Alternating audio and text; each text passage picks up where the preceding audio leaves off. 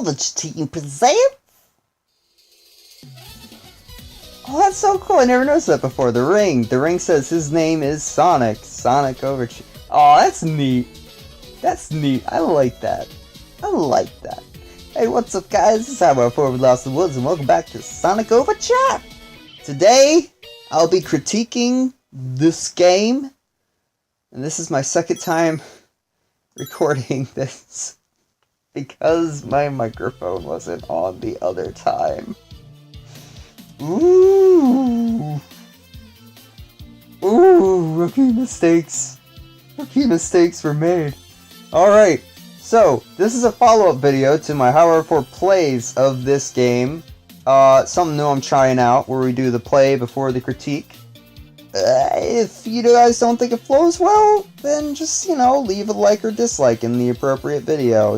If you like the plays more or the critique more, or just don't like this whole system, do appropriately, So anyway, this is quite the interesting game. And I had quite a hard time critiquing it when I did my first recording. Oh god. Okay, so, this game is trying to be what Sonic 1 could have been if it followed, like, if all of the prototypes were, if the prototypes became the final product. So, if the prototype Green Hill Zone was the final Green Hill Zone, all that kind of stuff. So, a lot of the logic for things follows with that principle. I remember one of the critiques around Sage was regarding the level design and how a few people really weren't into it at all. And like the level design was based heavily upon the Sonic 1 logic of level design, and this is actually seen in Act 1. It's harder to find it in other places. But one of the things that you would see a lot in Green Hill Zone is stuff like this, where it was usually on the bottom path, where you would find just a row of spikes, and it's like, well, what the fuck? And it's kind of bullshit, and like, you gotta stand on them to get out, that kind of deal. That happened a lot in Sonic 1. It just that kind of like, what the fuck? How is that even level design? But like, the thing is, a lot of the level design here actually kind of, it's actually pretty good. It follows the standard Sonic thing where like it manages your speed well. And I later tried this out as well, but like, if you just do this, you can jump right over it. So it's actually not that bad. But it just kind of follows that stuff, and that's kind of like where this game kind of draws like a gray area in terms of its level design. Because on the one hand, if it followed like, say, Sonic 2's or Sonic 3's level design philosophy, or I guess because this is trying to be a prequel, it kind of cherry-picked philosophies from Sonic 1, it would probably be a better game. But of course that raises the question, with this case in particular, would it be like what's more valuable, a better game or a better Sonic 1? It's like that kind of deal. And also, this thing is fucking cool.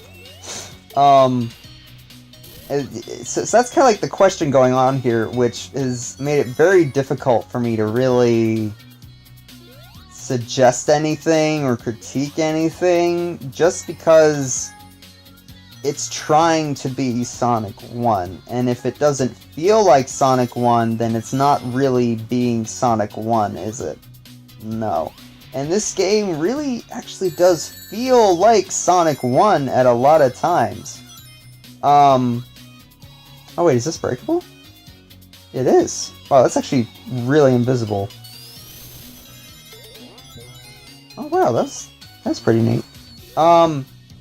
So that's kind of like the thing that like they're trying to do here is I talk to these guys on Skype a lot, and they're just super dedicated to really nailing the Sonic prototype kind of feel. Every single decision is oriented around that. And I think they really did nail it, because it really does feel like I'm just cruising through Sonic 1. But like, I feel like it kind of flows nicer a little bit. But that might just be me, I don't know. I haven't played Sonic 1 for a few years now, so that could be totally wrong. Oh yeah, and I love this guy. They set up this guy perfectly. I mean, he jumps right in front of us, up on a pedestal above us, and he does a little dance with his own little song, and then he laughs at us and jumps away. We're already like, the fuck? Who does he think he is? Why is he so special? And then he does this shenanigans. He gets his face on the sign. On our sign. Our sign. With the smug, stupid look.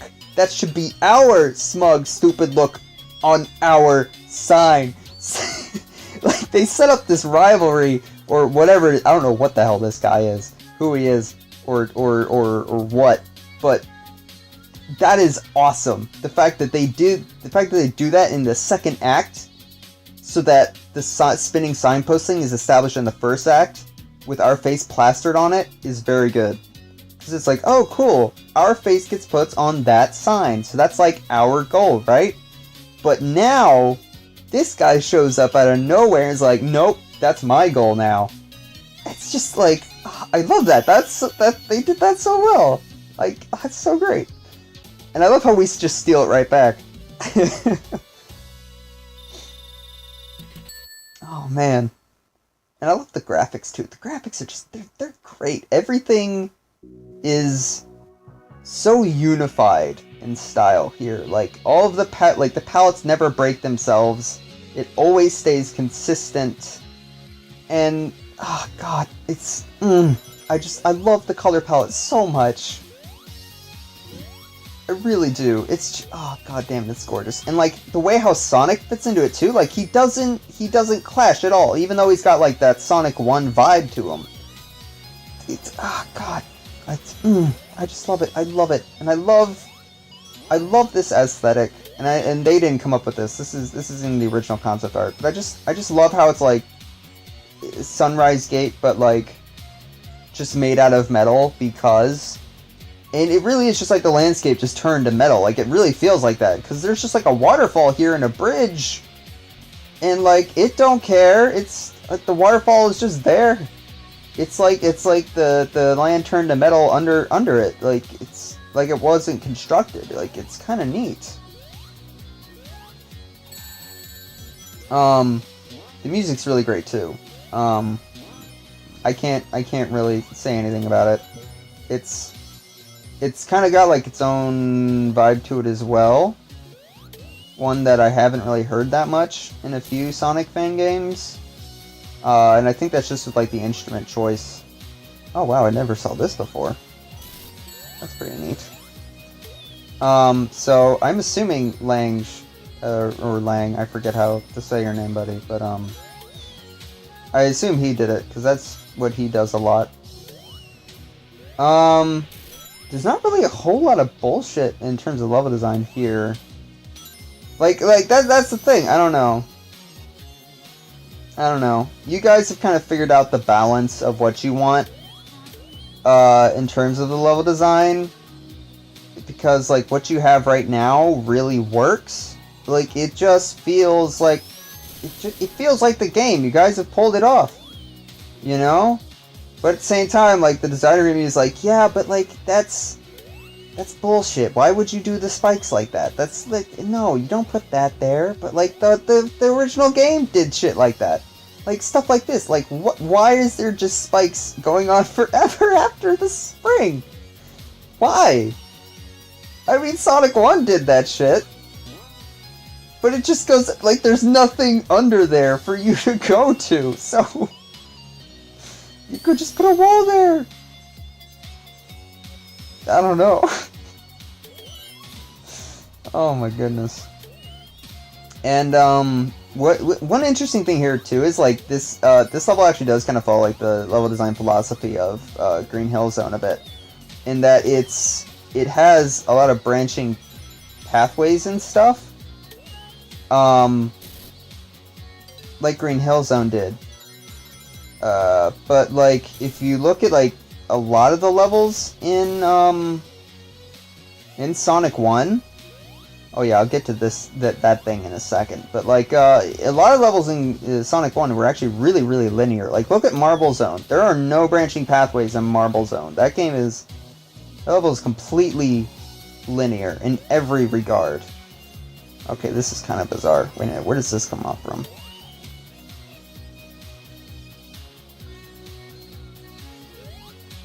Interesting. So I guess we fall off from somewhere, which would explain why this area is so flat. That's a bullshit pelican. Oh, that's evil. That's evil. Boo. So I mean, it'll be really interesting to see what they do for the second level, in terms of like how many pathways they have, and if it will be as linear and as slow as the original. I've already seen screenshots of like the second zone. It looks fucking sweet. So I can't wait to see what they do with that. Now then, as for this bit threw me off guard completely, because it kind of broke the whole flow of everything that had been going on. Like, I haven't even seen something like this in the original Sonic, or really any Sonic when you think about it. Because never have I before been launched backwards on like one of these kind of things. Because like when you go to like one of these things, like it feels like it's like an indicator of like, yo, alright, so then you're gonna get launched in the air after this, you know, it's like you're going to somewhere else. But then it's just suddenly like, spring out of nowhere sends you back, but then a spring sends you back forward again. And I was like, what? What's going on here? And like, I've never had to like look around like that in a Sonic game before to realize like, oh, I need to jump off of the wall to go on the spring like that. And I guess what you were trying to teach me, which is something I already know of, but this is actually kind of like a really higher kind of advanced level understanding of the game, is being able to jump off of a wall like that and be able to control your trajectory like that. And it kind of did throw me for a loop, because I've never really seen, because it really was like an area of like the level where it's like, you're trying to teach me something, look at this, you want me to look at something, you want me to stop, slow down, and look at something, which never really happens in a Sonic game. And if I had never played Sonic before, learning how to actually, like, the fact that I can just do that, like, I think that's actually a very interesting way how to teach a player that. Unfortunately, I don't know how effective that is, or if that's what you were trying to teach at all. Because the only reason why I can think of to try to teach a player this is, like, if you guys are going to utilize the momentum and angle-based jumping mechanics that were in all of the classic games. If you're going to use that more, or if you're going to set up situations exactly like this a lot more in the future. Otherwise, I don't really quite see a reason for that to be there. I don't know, and that is kind of interesting, because it is kind of like an advanced thing, like an advanced level understanding to pull off a move like that. I don't know if you guys did it too early or not, I don't know. But that was just kind of interesting. Yeah, I can't really comment on it any more than that. I love the way how, like, the backgrounds progress. Oh yeah, before we get to that, yeah. I really do just love how they progress, because, like, in the background in Act 1, it was just, like, really triangular mountain crags, And then when it got to Act 2, it was like a bunch of like spiky spires with like wispy clouds overhead. And then Act 3, it's almost like a completely different zone, almost. I kind of really like it. I really like it. It's neat. I like how you like run into his ass crack. Like, oh man. Just like the whole body language here. Like you get an idea of everybody's character right off the bat. And I really like the way how you guys told the story as well. For a couple reasons. One of which because it actually follows in with the way how the classics would tell stories. More often than not. Like in Sonic 3 and Knuckles, for example, they told stories a lot like that. Mostly just through pantomiming things. No words, no dialogue, no nothing like that. And I feel like going with that does make it feel more like the classics, but it also is smart because you guys don't have to translate anything. You don't have to localize anything. You can just ship the game to any country. This is accessible to anybody because anybody will get the message that you guys are trying to give across. Because they don't have to read anything. Oh yeah, and I love the fireworks as well. That's such like an old school thing to do, you know. It's like on the old SNES days where like every single boss, no matter what it was, has to explode like a ton of nuclear bombs going off because it's just satisfying. I think that's a pretty neat thing there as well. I've been just talking for a long time. And my voice is starting to hurt because this is the second time I'm having to do this. But I love this. It feels like a Sonic 1 that never was. I think you guys have pulled this off, and if you continue this level of quality, you guys are gonna have a fucking amazing game that I can't wait to do a series on. Straight up. I love this. As for that balance of like what makes a better game and what makes a better Sonic 1, that's ultimately up to you guys. Because while the level design in some areas isn't good, it's very Sonic 1. And I feel like that's the question you guys need to be asking yourselves, which you probably already are, and have been, is this a Sonic 1 game? Or are we making something better than a Sonic 1 game? No, you're making a Sonic 1 game.